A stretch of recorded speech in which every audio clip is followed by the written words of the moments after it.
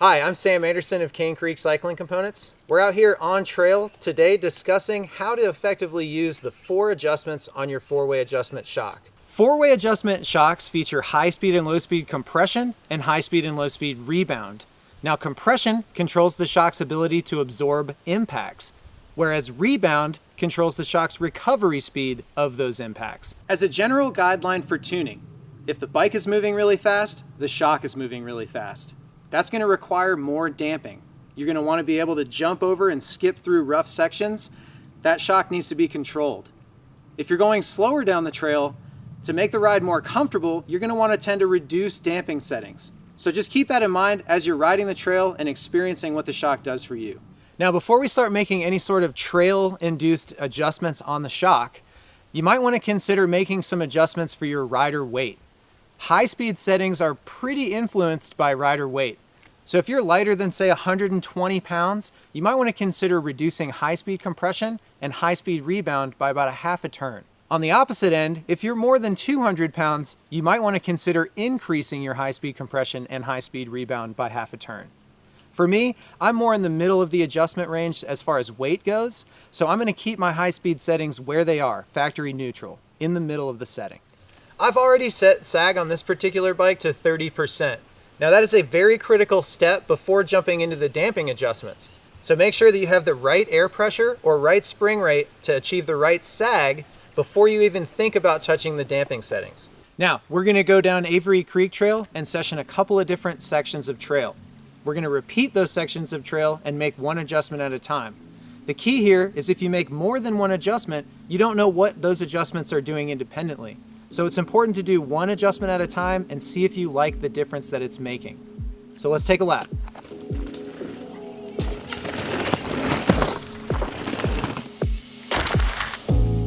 All right, so I just hit this feature here and I felt like I kind of got bucked a little bit. I felt like the shock recovered a little too quickly. And so what I'm gonna do is I'm gonna make a small adjustment to my high-speed rebound so that the shock doesn't return to full extension as fast. Now what that's gonna do is it's gonna allow me to come off of this rather jagged, quick bump and have the bike not recoil so fast so that I can remain composed off of the jump. So let's see how that works.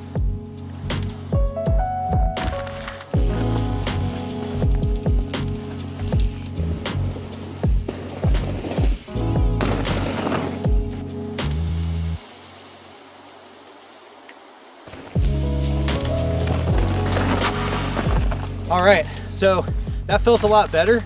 I didn't get bucked like I did the first time, so I'm gonna keep that half a turn of increase of high-speed rebound the same. I like that. Let's continue down the trail.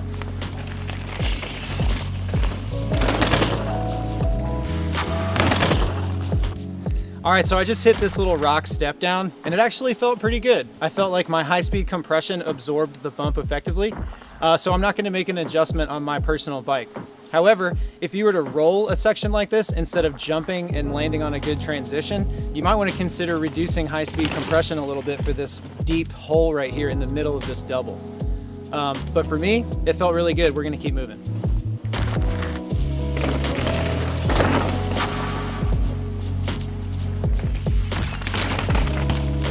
So definitely felt some pretty high impact on that one. I sent it relatively to flat. What I'm gonna do is I'm gonna increase my high-speed compression half a turn, and we're gonna try it again. So let's see it.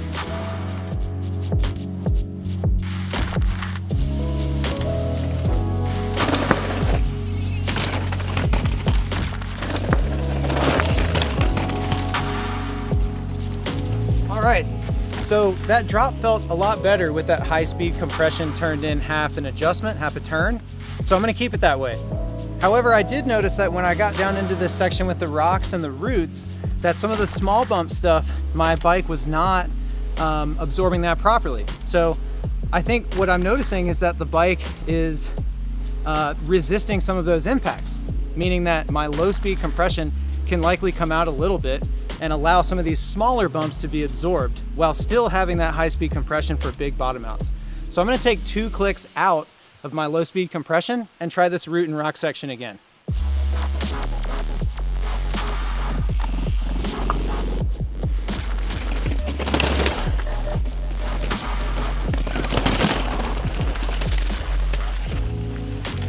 All right, so reducing 2 clicks of low speed compression definitely felt better. I feel like the absorption of that impact is softer. I know that there are some sections of trail coming up that are very similar, maybe a little rougher. So I might experiment with reducing even more low speed compression as I get down there, because now I know that this is a really good setting to go back to, but no hurt in trying to experiment with less. So let's keep going, have some fun.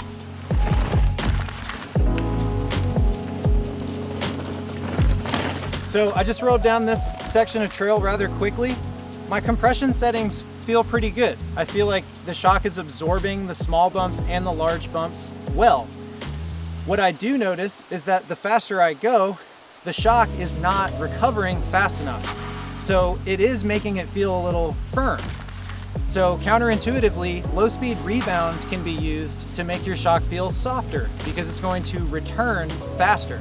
So I'm going to reduce my low speed rebound by 1 click and try this section again, see how it feels.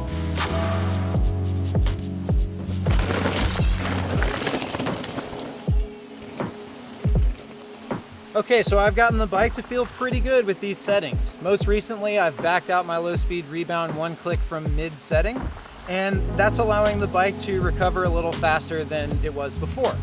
So I'm pretty happy with this setup. I'm gonna just enjoy the rest of the trail.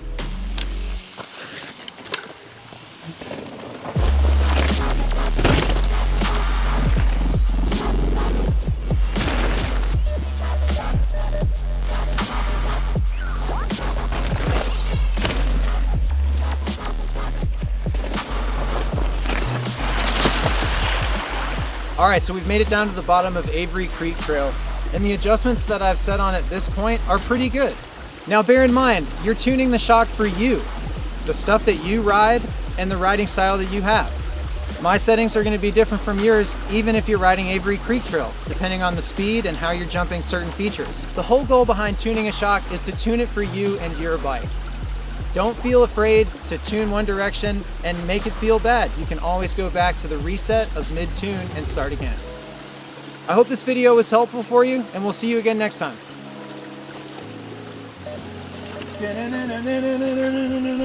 I'm going down the trail now.